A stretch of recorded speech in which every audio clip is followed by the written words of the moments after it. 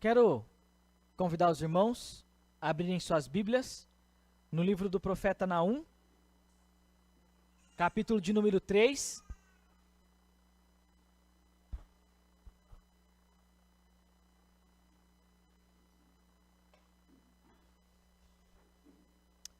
Livro do profeta Naum, capítulo de número 3. Nós vamos meditar nessa noite do verso 8 até o verso de número 13. Essa será a nossa penúltima exposição neste livro. Semana que vem, se assim o Senhor permitir, nós finalizaremos a exposição desse livro com a última exposição. Será a sexta exposição no livro do profeta Naum. Naum 3, de 8 a 13, diz assim as Escrituras.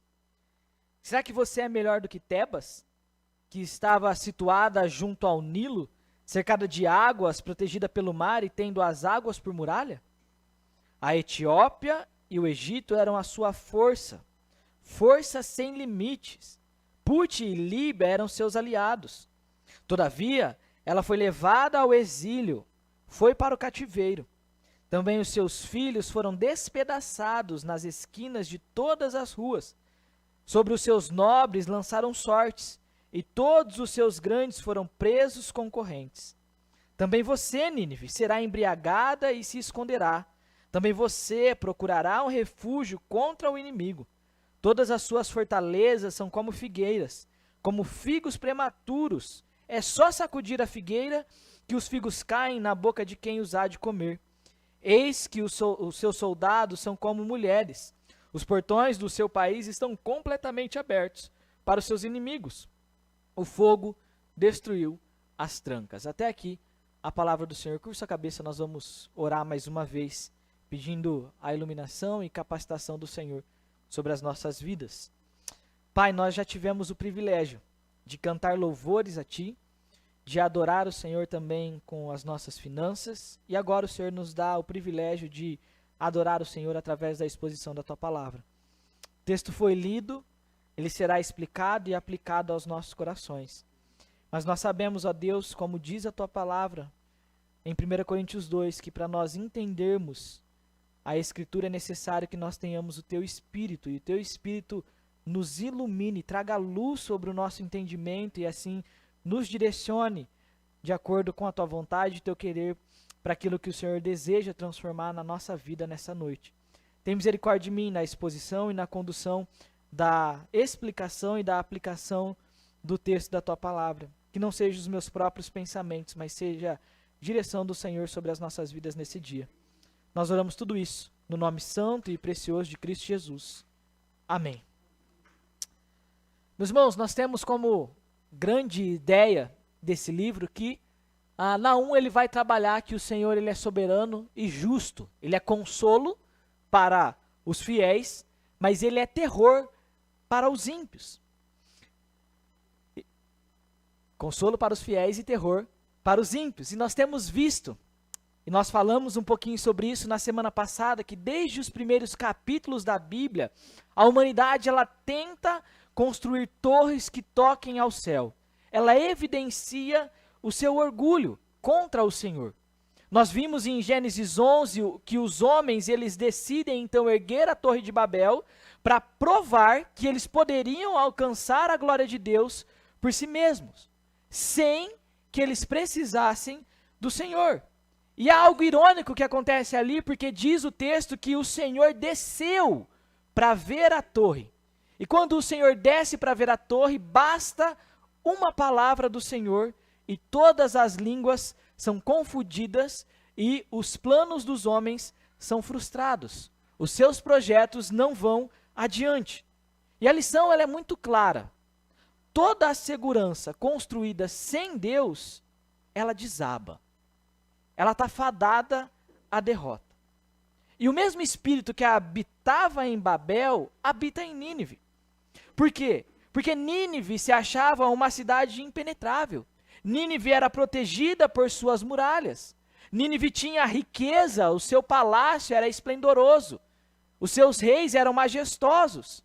E eles abrigavam o maior exército militar.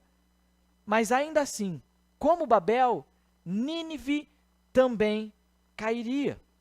Porque nenhum império, nenhuma nação pode se sustentar quando o Senhor se levanta contra ela.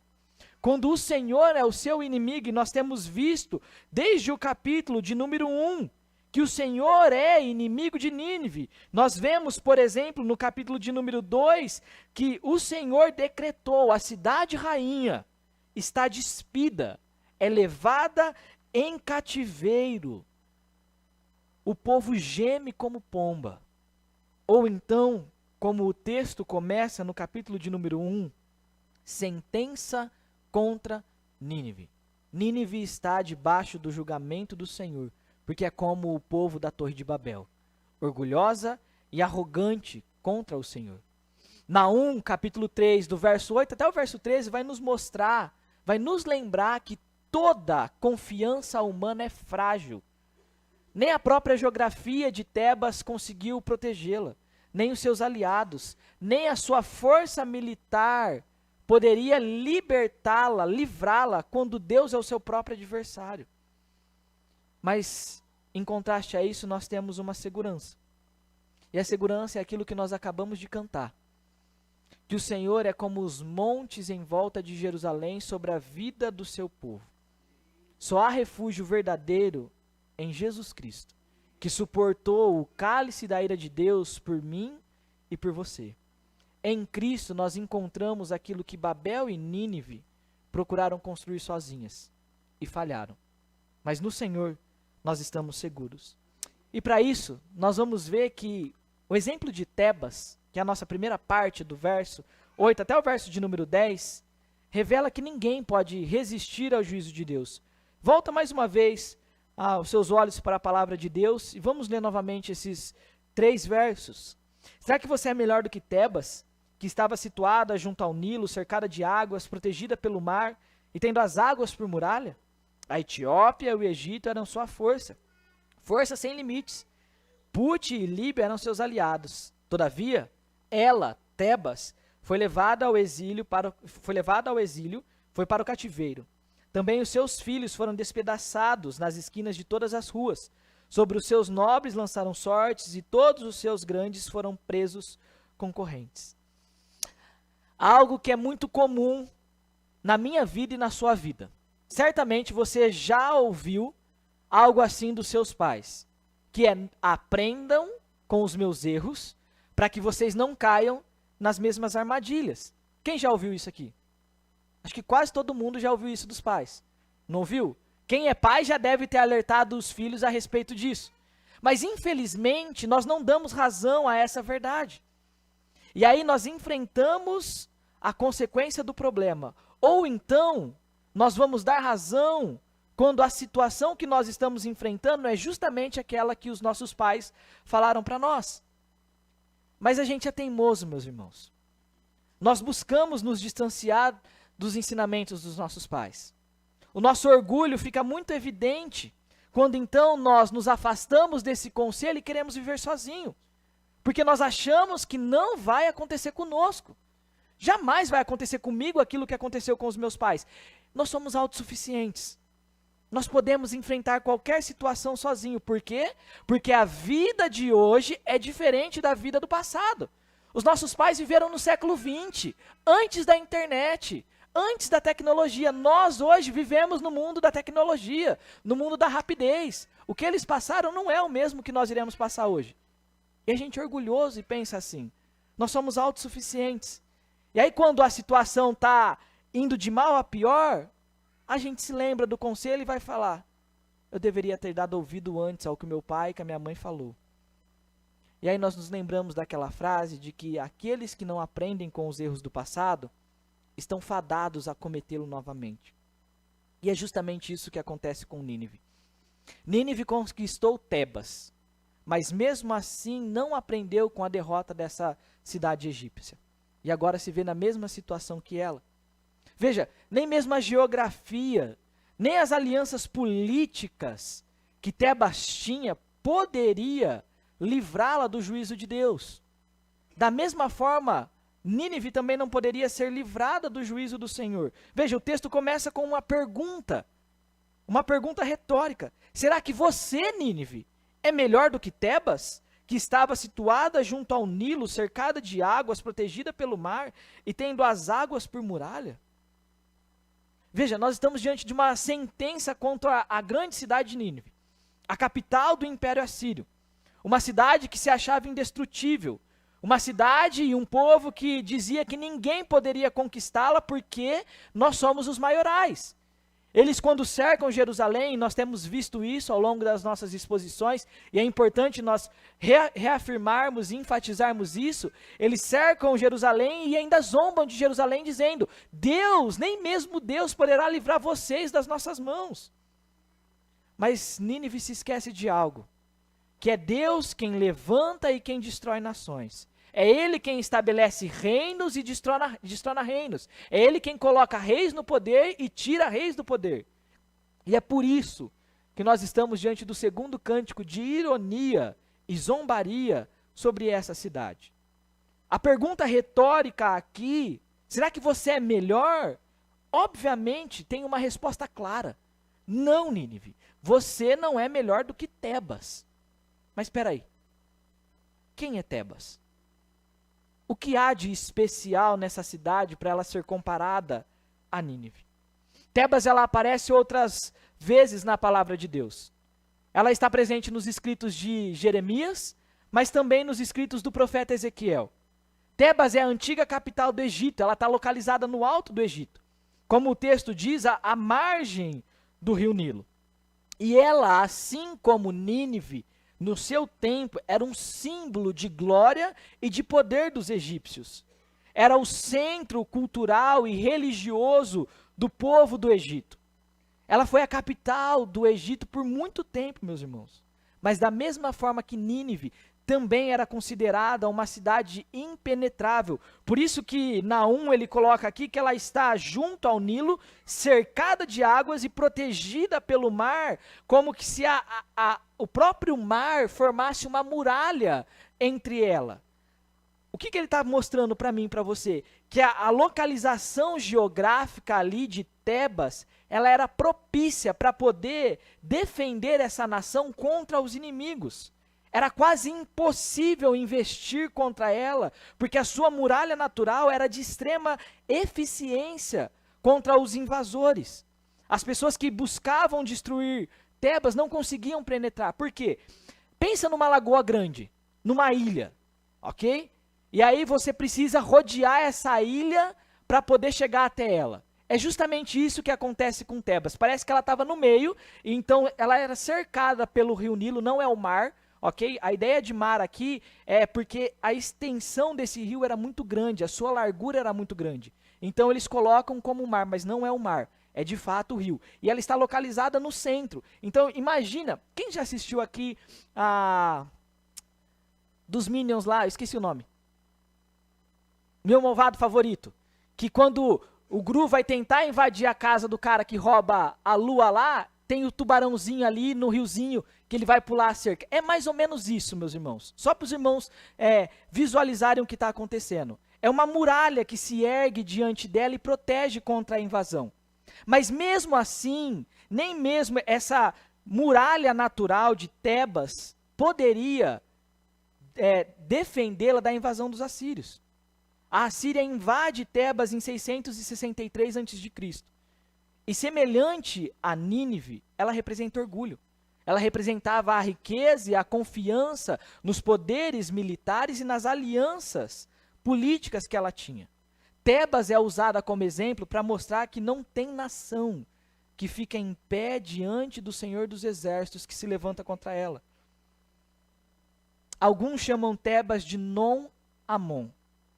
Por quê? Por causa do deus do sol dos egípcios. Mas nem mesmo esse deus do sol foi capaz de proteger os seus templos luxuosos, os seus palácios belíssimos e o destrono dos reis. E a pergunta é muito clara. Nínive, se você acha que aconteceu isso com Tebas, você é melhor do que ela? Obviamente não. Você vai cair da mesma forma que ela caiu. E essa é a resposta à pergunta inicial. Você não é melhor. Aqueles que não aprendem com os erros do passado estão fadados a cometê-los novamente. Nínive foi instrumento de Deus sobre a Tebas. O Senhor levanta Nínive para destruir Tebas. Mas agora a própria Nínive, que foi levantada, ela está sendo sentenciada por Deus. Nem mesmo as alianças políticas ajudariam Tebas. Olha o que diz o versículo de número 9. A Etiópia e o Egito eram a sua força, força sem limites. Put e Líbia eram seus aliados. Veja, será que ela teria ajuda? Obviamente que Tebas sim, mas e Nínive? Nínive não. Nínive já estava gritando, parem, parem, e não tem quem se volta para ela. Os seus nobres tropeçam ao sair a toda força para tentar defender e não consegue. Não há pessoas que consolem Nínive. Na verdade, nós vimos na nossa última exposição, elas fogem dessa nação, porque ela está sendo feita de espetáculo e exemplo para todas as outras nações.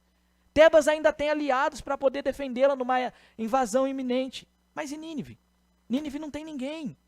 E é justamente essa a razão de Tebas ser o exemplo vivo do que acontecerá com essa nação.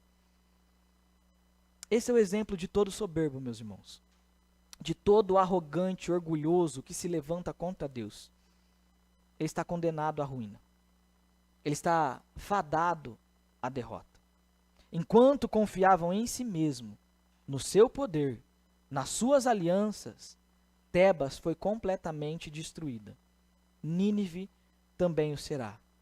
E é a partir daqui que nós extraímos as nossas primeiras lições desses 2 primeiros versos. O nosso orgulho está presente contra o Senhor dia a dia, na nossa semana. Nós vivemos igualzinho a Tebas e Nínive. Nós confiamos em nós mesmos. Nós confiamos nas nossas próprias forças. Nós fazemos isso com o nosso trabalho. Nós dizemos que é o nosso trabalho a fonte de todo sustento e provedor da nossa casa, se esquecendo de que Deus é quem nos dá capacidade e força para poder trabalhar.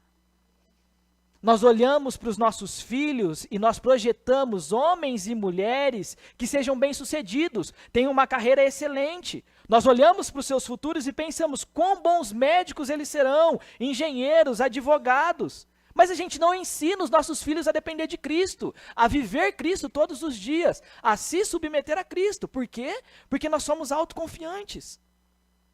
Nós queremos viver a nossa vida da nossa própria maneira. Nós somos autoconfiantes, meus irmãos, até mesmo com os nossos problemas. Não, eu dou conta sozinho, está lá sangrando, dando murro em ponta de faca. Mas não leva ao Senhor, não se dobre, não ora ao Senhor. Não, eu vou conseguir sair sozinho. Isso é uma grande mentira. É resultado de um coração orgulhoso e soberbo contra Deus. Esse é o retrato de um coração semelhante a Tebas e Nínive. Deus mostra que o coração orgulhoso é um coração autossuficiente. E um coração autossuficiente é um coração que é rejeitado pelo Senhor. Por isso que o chamado de Deus para mim e para você é viva dependente de Cristo todos os dias em tudo o que nós fazemos. Meus irmãos, viver dependente de Cristo é de fato viver dependente de Cristo para poder se alimentar, para poder dormir, para poder se levantar, para poder fazer as nossas necessidades. Sim, meus irmãos, até isso. É depender de Cristo todos os dias. Porque o fim de quem é orgulhoso, de quem é soberbo e arrogante contra o Senhor, é idêntico ao de Tebas. É completa destruição. Veja o versículo de número 10. Todavia, ela, Tebas, foi levada ao exílio, foi para o cativeiro. Também os seus filhos foram despedaçados nas esquinas de todas as ruas. Sobre os seus nobres lançaram sortes, e todos os seus grandes foram presos com correntes. O fim de Tebas e de Nínive é igual, completa destruição. Nós já vimos isso. Veja, volta comigo, por favor, no versículo de número 10 do capítulo 2. O Senhor já havia sentenciado vazio, desolação, ruína. O coração se derrete, os joelhos tremem, acabam-se as forças e o rosto de todos empalidece. Apesar da geografia ser excelente para a defesa natural, apesar de ter a Etiópia, o Egito, Put e a Líbia como os seus aliados, nem mesmo eles conseguiram resistir ao juízo de Deus. Assurbanipal, que era o rei da Assíria, destruiu completamente a cidade de Tebas. Eles eram glamurosos, suntuosos, poderosos. E, ironicamente, o texto nos mostra que eles foram levados para o exílio, foram tirados da cidade, levados para fora, foram feitos cativeiro. Meus irmãos, eles foram tratados como escravos. É um fim vergonhoso para uma cidade que tinha tamanho poder e importância. Era a capital do Egito. Abrigava o poder ali do Egito. Meus irmãos, o vexame é tanto, o desprezo é tanto, que na invasão, os moradores de Tebas têm os seus filhos despedaçados nas esquinas das ruas. É um assassinato brutal de adultos e crianças, não tem qualquer compaixão. A ruína é completa. E quando é dito aqui que os seus pequenos são destruídos, é para que não haja qualquer resquício, qualquer descendência que se levante contra a Assíria e venha a fazer um motim para destruir a Assíria. Não vai haver qualquer futuro para Tebas. Juízo de Deus sobre a vida dessa cidade. E a vergonha continua. Os seus nobres, os seus militares, os seus grandes poderosos são feitos como ninguém, amarrados com correntes, presos com correntes, um claro sinal de impotência e destruição. Meus irmãos, ninguém pode resistir ao juízo de Deus. Ninguém consegue ficar em pé diante do Deus dos exércitos que se levanta contra todo orgulhoso. E é aqui que nós extraímos mais lições. É aqui que nós olhamos para aplicações para as nossas vidas. E a primeira delas é que nós confiamos em nós mesmos. Nós confiamos no nosso próprio poder. E confiar em nós mesmos é uma grande perda de tempo. É ser orgulhoso contra o Senhor. É olhar para essas nações que estão à nossa volta e colocar-se acima do Senhor, se esquecendo de que quem governa, quem sustenta, quem dirige todas as coisas é o Senhor dos exércitos, é o Criador de todas as coisas. O Salmo de número 2 diz que dos céus o Senhor zomba, o Senhor ri dessas nações. Não existem nações invencíveis diante de Deus. Se Tebas caiu, Nínive também cairia. Novamente, quem coloca e quem tira do poder reis é o próprio Deus. Nenhuma autoridade, meus irmãos, presidente do Brasil, presidente dos Estados Unidos, prefeito, ninguém está onde está se não fosse da vontade de Deus. Isso lembra a mim e para você que os poderes dessa terra são passageiros. Eles são efêmeros. Logo acabarão. Os Estados Unidos não são invencíveis, a China não é invencível, a Coreia do Norte não é invencível, tantas outras potências bélicas, meus irmãos, que ameaçam o mundo e querem dominar o mundo com bombas e armas nucleares, não são nada diante do Senhor. São reduzidos a pó. Tudo isso passará. Não há segurança. Não há qualquer refúgio para aqueles que confiam em si mesmo. E aí nós somos lembrados de Nabucodonosor, um homem que era tremendamente perverso e cruel, mas que diante do Senhor escreveu a todos os povos, nações, para que todas as línguas lessem e soubessem os sinais e as maravilhas que Deus fez. O reino de Deus é eterno. O seu domínio estende de geração em geração. Portanto, quando a gente confia a nossa vida nas coisas desse mundo, nós nos afastamos da confiança plena de Deus. Sabe como a gente faz isso? Colocando outra coisa no lugar de Deus no nosso coração. Nós voltamos a nossa confiança em quem está no governo. Nós colocamos a nossa confiança nas alianças que nós fazemos com pessoas ao nosso lado, no nosso trabalho. Com uma vida boa e tranquila. Ah, eu tenho saúde, então está tudo bem. A minha condição é favorável, eu estou tranquilo.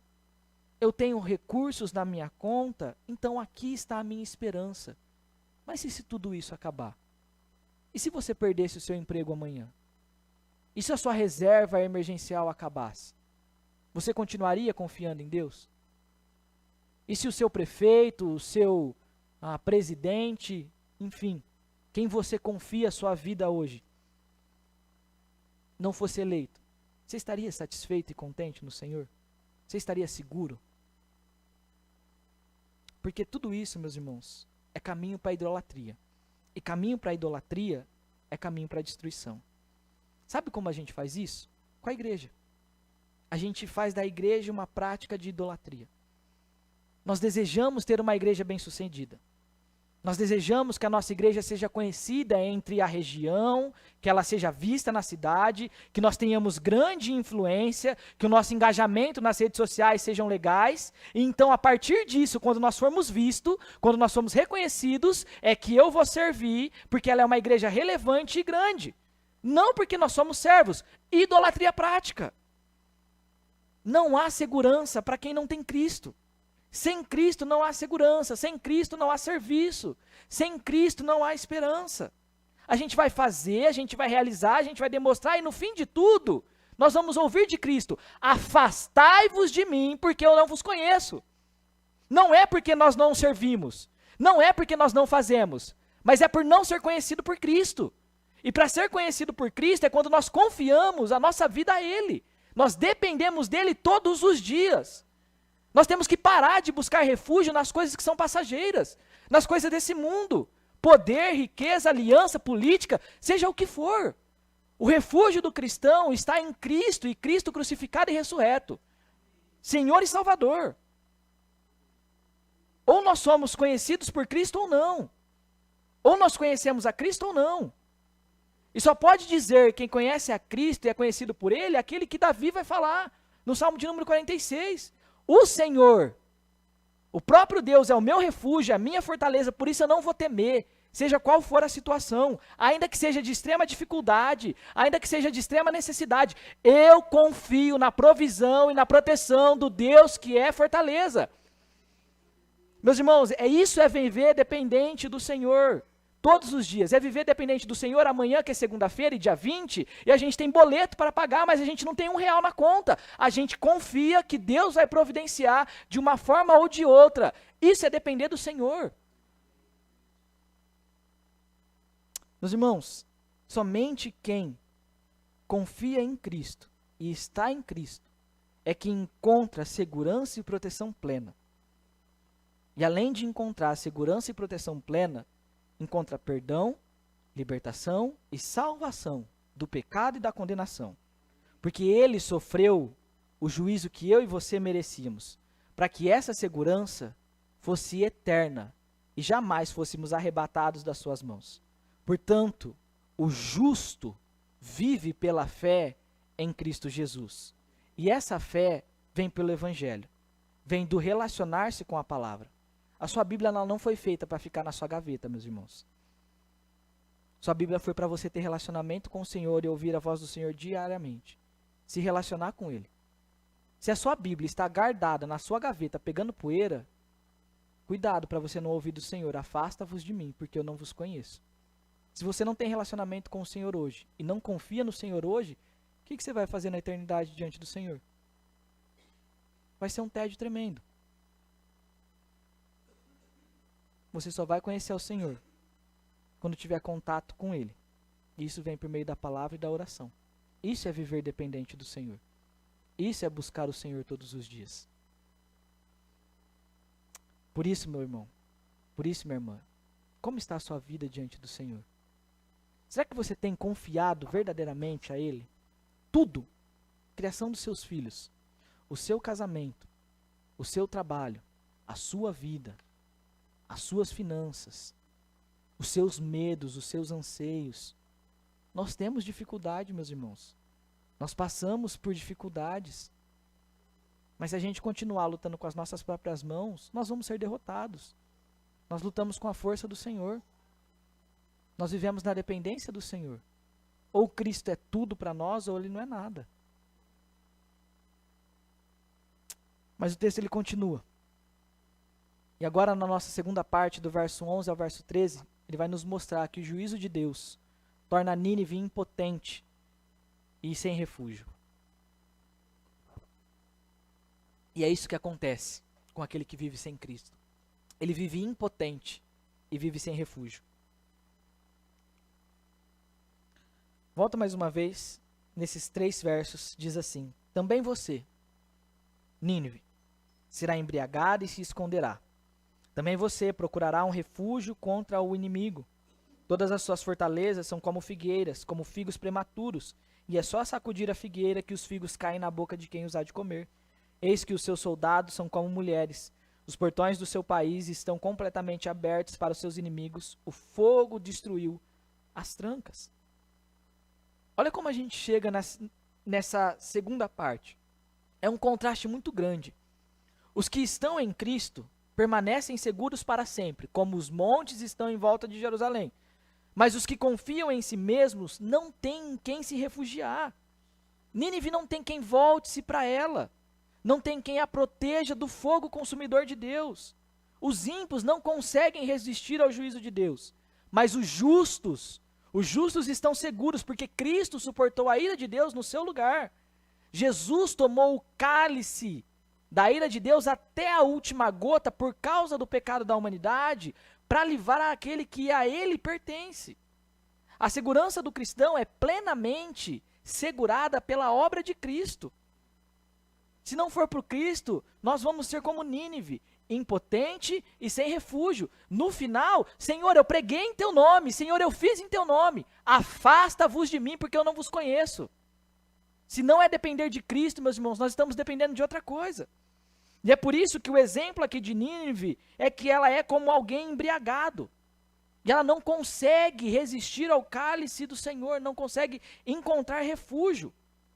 Veja, depois de apresentar Tebas como um exemplo histórico de futilidade, de confiança em si mesmo, agora Naum ele vai mostrar e aplicar essa mensagem diretamente a Nínive. Ele usa figuras de linguagem de modo marcante para dizer, Nínive, você não vai conseguir escapar. O juízo de Deus é iminente. E as duas imagens aqui que a gente vai ver revela que a autossuficiência humana ela é impotente diante da ira de Deus. E a primeira imagem é do bêbado. A cidade que antes era forte, que era sóbria no seu orgulho, agora tropeça como um bêbado entorpecido. Já viu como o bêbado anda? Sem rumo e sem controle? É só dar um sopro e ele cai? É isso que vai acontecer com Nínive. O cálice da ira de Deus, ele é derramado sobre os ímpios. E há diversos, meus irmãos. A ideia aqui do embriagada é que ela está de fato com o cálice transbordando, cheio de tanto beber. E essa ideia ela é passada por toda a Escritura. Asaf, no Salmo 75, mostra que esse cálice é de fato o juízo de Deus contra todos os ímpios dessa terra. Beber esse cálice é de fato sofrer a justa retribuição por causa dos pecados cometidos contra o Senhor. A metáfora aqui ela é muito viva. A nação que zombava, a nação que conquistava, agora está se embriagando com a sua própria soberba. Ela cambaleia diante do juízo de Deus. Aquela que era valente, feroz, se transforma num covarde. Busca refúgio contra o inimigo, se esconde, mas não encontra lugar. O império poderoso bate em retirada. Sabe por quê? Porque o cálice da ira de Deus é inescapável. A Bíblia nos diz que coisa terrível é cair nas mãos de um Deus santo. Porque esse Deus santo é fogo consumidor. E ele é fogo consumidor porque Deus não tolera o pecado. E a sua justiça é imparcial e reta. Talvez você já consiga conectar onde isso nos leva. Já consiga visualizar onde nós vamos chegar. E é obviamente a Cristo. E a sua morte substitutiva no meu e no seu lugar. É a agonia de Cristo na cruz, dizendo, Eloi, Eloi, lama sabachthani. Deus meu, por que me desamparastes? Cristo no Getsemane ora, Pai, se possível, afasta de mim este cálice, mas que não seja feita a minha vontade, mas a tua. Cristo bebeu o cálice do juízo de Deus, por mim e por você, até a última gota, por causa do meu e do seu pecado. O cálice que faz Nínive cambalear é o cálice que é derramado sobre Cristo na cruz, o Filho unigênito de Deus, para que todo aquele que nele crê, confia, deposita a sua vida plenamente, não pereça, mas tenha a vida eterna. Mas todos aqueles que não creem, todos aqueles que continuam confiantes em si mesmo, todos aqueles que vivem de modo automático com as coisas nesse mundo, esses permanecem debaixo do cálice de Deus, da ira do Senhor. E na segunda vinda, meus irmãos, Cristo não vai trazer salvação, Cristo vai trazer juízo, e o cálice vai ser derramado de modo total e completo. E todos os inimigos do Senhor estarão debaixo dos seus pés. Não há segurança, não há refúgio para quem não está em Cristo. Sabe quando a gente não confia em Cristo, meus irmãos? Plenamente? Quando as coisas desse mundo já dominaram o nosso coração. Quando as coisas desse mundo já entorpeceram a nossa mente. Tamparam a nossa visão. E aí o nosso coração é voltado ao dinheiro. Eu preciso ter dinheiro. Eu quero ter dinheiro. E a gente vive perdendo a nossa alma correndo atrás do dinheiro. Ou então, como é a moda agora, eu quero ser reconhecido. Eu quero ter status, eu quero ser visto, eu quero ser aplaudido. Poder. Porque quando eu tiver poder, eu vou controlar as coisas. E a vida é voltada para as coisas desse mundo. Pensada nos prazeres da terra. Sabe o que a gente faz? A gente pensa em como a gente pode aproveitar a vida miserável que nós temos, buscando se esquecer da realidade do juízo. Então, tudo o que possa entorpecer a nossa vida, como uma bebida, como uma droga, é para nos tirar da realidade do juízo. A vida, então, é voltada para o prazer e para o pecado, que é considerado algo bom, algo louvável diante desse mundo, mas a realidade, ela é uma grande verdade. A destruição e a condenação estão diante daquele que vive assim. Condenação eterna, destruição eterna. Meus irmãos, por que que nós temos tanto entretenimento nos dias de hoje? Por que que a gente tem tanto streaming de filmes e séries? Para nos tirar da realidade de Cristo, para entorpecer a nossa vida, e a gente perde horas e horas em filmes, Netflix, Disney, Amazon, seja lá o que for, no entretenimento, e não se volta a Cristo. A gente não lê a Bíblia, a gente não ora, a gente não busca se relacionar com os nossos irmãos, a gente troca o culto para ficar assistindo as coisas. Por quê? Porque isso nos tira da realidade do juízo, da volta iminente de Cristo. É viver entorpecido, é viver cambaleando com as coisas desse mundo, debaixo do cálice de Deus. Sobre estes, meus irmãos, permanece a ira do Senhor. Contudo, para o cristão, para o que vive pela fé em Cristo e dependente de Cristo todos os dias, este está firme, porque Cristo, o seu Salvador, bebeu até a gota última do cálice de Deus no seu lugar, livrando-o da condenação e da morte eterna. É por isso que Naum ele utiliza a verdade aqui de que Nínive ela está embriagada. Porque se não fosse pelo Senhor, meus irmãos, eu e você também estaríamos cegos pelo príncipe deste mundo, cegos pelo Deus desse mundo, que quer nos tirar da verdade de Cristo e da realidade do juízo de Cristo. E a segunda imagem, que é descrita por Naum aqui, é a da figueira. Todas as suas fortalezas são como figueiras, como figos prematuros, e é só sacudir a figueira que os figos caem na boca de quem os há de comer. Essa é uma imagem que eu não sei como é, mas eu sei que alguns dos irmãos aqui sabem muito bem, não é, Vado? Né? Que é só sacudir a árvore aí com fruto, porque eu não como fruto, ok? Que aí o fruto cai. É justamente essa imagem que o Senhor utiliza para mostrar que aqueles que vivem como ímpios estão destinados à ruína. Facilmente cairão diante do Senhor. Não podem resistir ao Senhor. Não precisa de muita força. É só encostar e já cai. Todos os que confiam em si mesmos são assim. A palavra de Deus vai nos mostrar, vai nos lembrar que o Senhor dissipa as nações com o seu sopro. Com a sua voz, o Senhor aquieta o mar e faz o vento parar. Com a sua voz, o Senhor coloca fim às guerras e destrói os instrumentos de guerra. O que parecia segurança aqui, na verdade, é impotência diante do Deus que é justo e soberano. Meus irmãos, tudo isso nos leva a Cristo novamente. Cristo bebeu o cálice no nosso lugar, mas Cristo também é nossa justiça.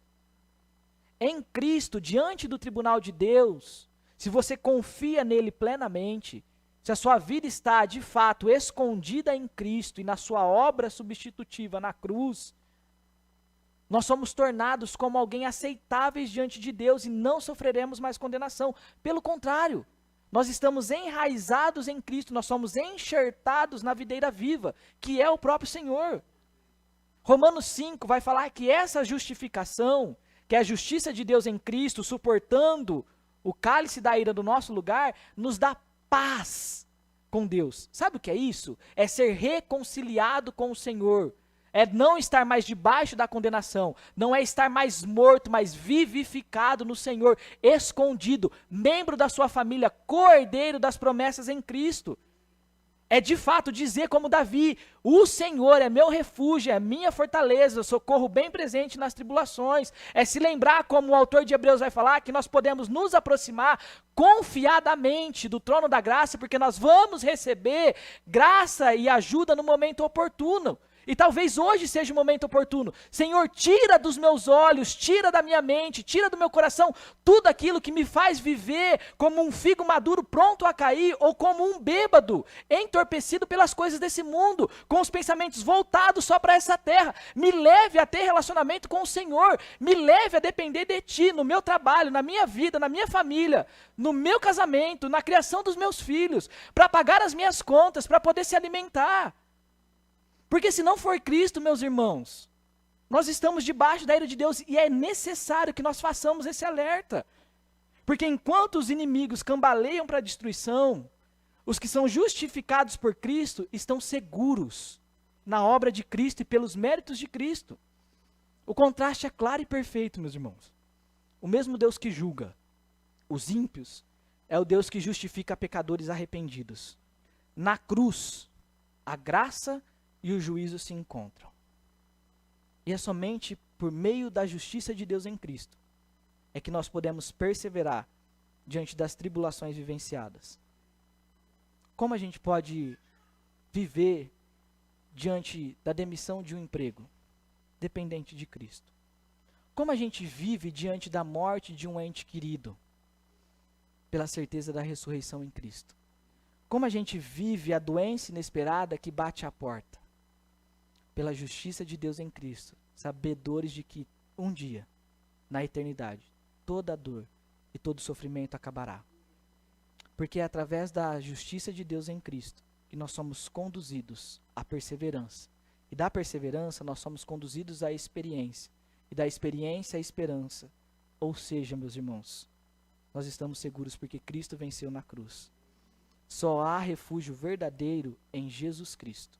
Confiar em qualquer outra coisa é estar debaixo do juízo de Deus. E é isso que o texto ele termina no versículo de número 13. Eis que os seus soldados são como mulheres. Os portões do seu país estão completamente abertos para os seus inimigos. O fogo destruiu as trancas. A Síria cairá facilmente nas mãos dos seus adversários. O juízo de Deus é fatal. A ironia aqui é que os próprios militares são como mulheres. Toda a força, toda a arrogância da Síria vai se transformar em fraqueza no dia do juízo de Deus. Eles não conseguem combater o adversário. Eles perdem a coragem. Eles perdem a capacidade de lutar. São desanimados.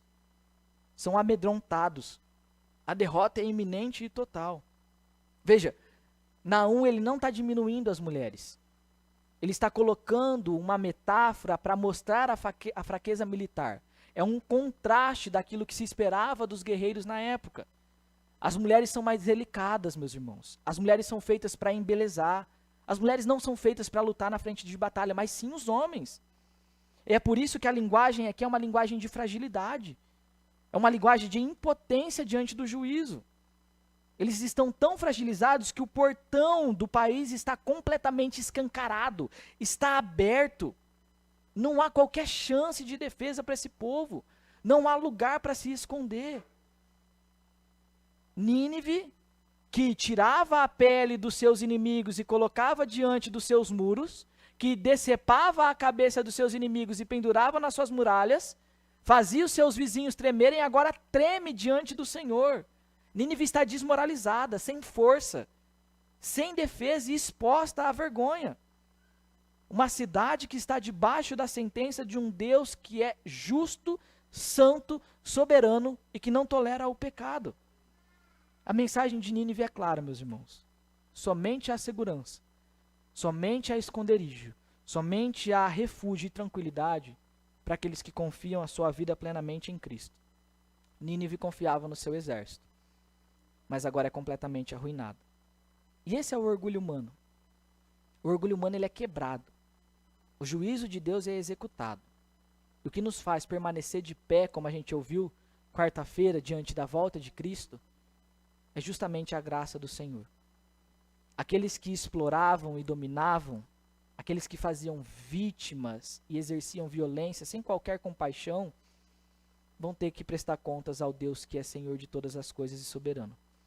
Ao Deus que possui poder sobre tudo o que existe, é criador de tudo o que existe. Isso nos lembra algo muito importante. Nós estamos caminhando para o fim, meus irmãos.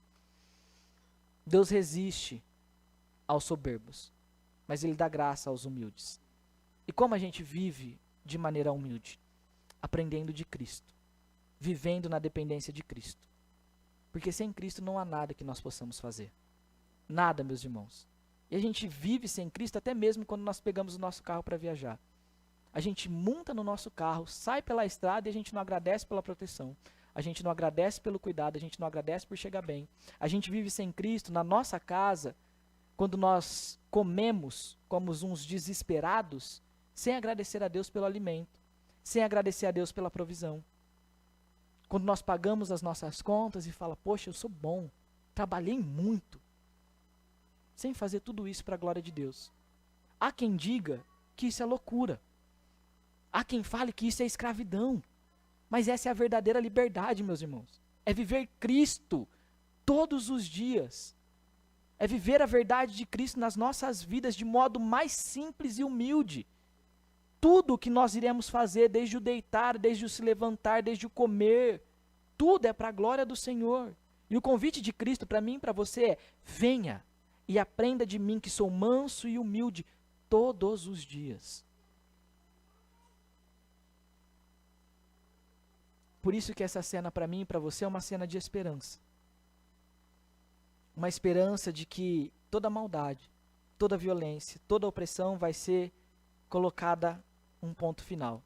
Todos os inimigos de Deus, apesar de se levantarem contra ele, já estão derrotados. E na volta de Cristo, serão colocados debaixo dos seus pés. Todos os reinos, todos os poderosos, todos aqueles que buscam dominar e viver orgulhosamente contra o Senhor, para sua própria vergonha, confessará que Cristo é Senhor de todas as coisas e se curvarão diante do Cordeiro de Deus, que nós acabamos de ler no começo desse culto, que é digno de receber o poder, a honra, a glória e o domínio pelos séculos dos séculos. A verdade é uma só, meus irmãos. Aqueles que permanecem rebeldes, aqueles que permanecem no pecado impenitente, sem arrependimento, permanecem debaixo da ira, do cálice, da santa justiça de Deus. E a sentença do Senhor está sobre as suas vidas. Isso é, a morte eterna e o afastamento eterno de Cristo. Mas há uma boa notícia. E a boa notícia é que, quando nós nos voltamos a Cristo, quando nós olhamos para Cristo, quando nós confiamos em Cristo, Cristo nos cura. Cristo nos dá vida. Cristo nos restaura. E Cristo permite que nós desfrutemos da sua presença, porque nós somos reconciliados com o Pai por meio da sua obra. Cristo é como o sol que aquece o dia. Deus traz o calor do seu amor ao coração do pecador arrependido. É como a chuva que rega a terra que está seca e de repente ela começa a brotar e ter vida. É isso que Cristo faz no coração do pecador arrependido.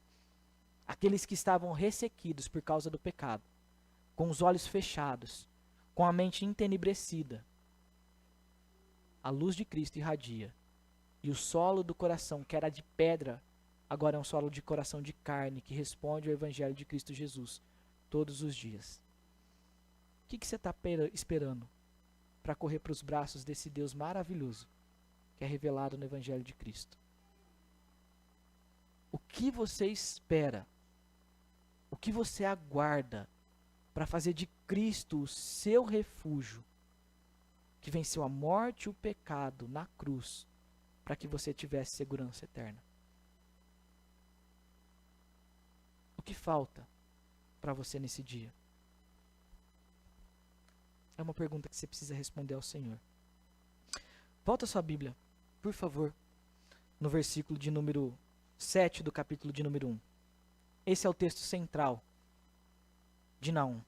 E ele vai dizer justamente algo que é importante, que é aquilo que Paulo vai falar em Romanos, é aquilo que Abacuque vai falar diante da invasão dos babilônios, e é o que Naum vai falar aqui, que o justo vive pela fé, mas de uma maneira diferente. Ele vai dizer: o Senhor é bom, é fortaleza no dia da angústia, e conhece os que nele se refugiam.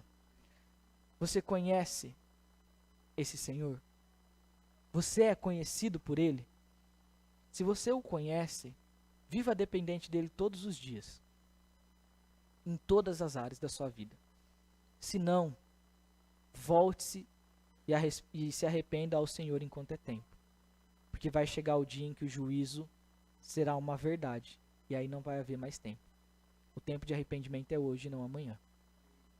Por isso, a nossa grande ideia final é justamente essa: nenhuma força, aliança ou refúgio humano pode livrar o ímpio do juízo de Deus, mas os que confiam em Cristo encontram segurança eterna.